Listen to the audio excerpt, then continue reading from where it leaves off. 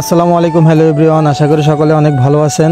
তো আমি আগের ভিডিওতে বলেছিলাম যে আমাদের কবরস্থানের সৌন্দর্যের কাজ খুব শীঘ্রই শুরু হতে যাচ্ছে। তো আজকেই সেই দিন। আসলে এখানে যারা কাজ করতে আসছে সবাই কিন্তু প্রফেশনাল না।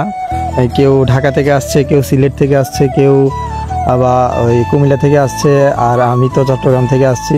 তো এখানে প্রবাসী ভাইও আছে, আমাদের হোসেন ভাই। উনি আসলে অসুস্থতার কারণে ছুটিতে চলে আসছে। তো কদিন পর উনিও চলে যাবে।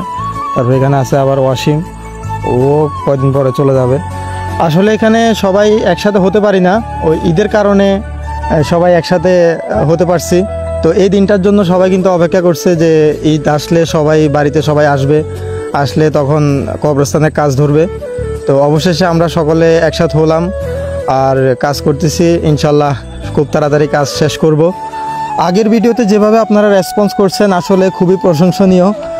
আশা করছি এই ভিডিওতে আমি সেরকম রেসপন্স পাবো। সবাই কিন্তু অনেক পরিশ্রম করতেছে।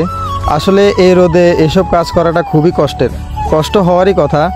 এসব কাজের অভ্যস্ত নাই, কিন্তু তারপরও করতেছি, কারণ যেখানে এখন বর্তমানে বসবাস করি সেটা আমাদের চিরস্থায়ী না। চিরস্থায়ী হচ্ছে এই কবরস্থান, যেখানে আমরা সারা জীবন থাকব। তো সে জায়গায় মেরামত, পরিষ্কার পরিচ্ছন্ন করা আমাদের সকলেরই দায়িত্ব। এই ধরনের কাজ করলে নিজেকে অনেক হালকা লাগে। মহান আল্লাহ পাক রব্বুল আলামিনের কাছে লাখো কোটি শুকরিয়া যে এরকম একটা ভালো কাজ করার সুযোগ করে দিয়েছেন। আর যারা এই কাজের উদ্যোগ নিয়েছেন এবং টাকা পয়সা দিয়ে সাহায্য সহযোগিতা করেছেন, তাদেরকে অন্তরের অন্তঃস্থল থেকে ধন্যবাদ জানাই। শুধু ধন্যবাদ দিলে হবে না, তাদের জন্য দোয়া এবং ভালোবাসা থাকবে সব সময়।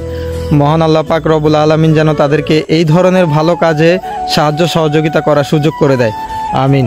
তো কাজ প্রায় শেষের দিকে। আপনারা যদি ভালো করে লক্ষ্য করেন তাহলে বুঝতে পারবেন এখানে কিন্তু অনেক বড় বড় গাছ ছিল, সেগুলো কেটে ফেলা হয়েছে এবং গর্তগুলো মাটি দিয়ে ভরাট করে দেওয়া হয়েছে।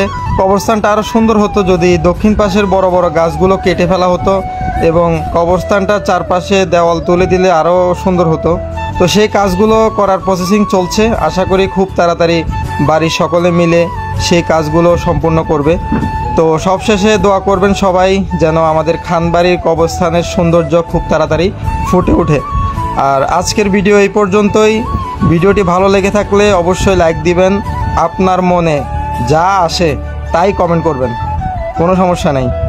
আর ফলো দিয়ে পাশে থাকবেন। সবাই ভালো থাকবেন। আল্লাহ হাফেজ।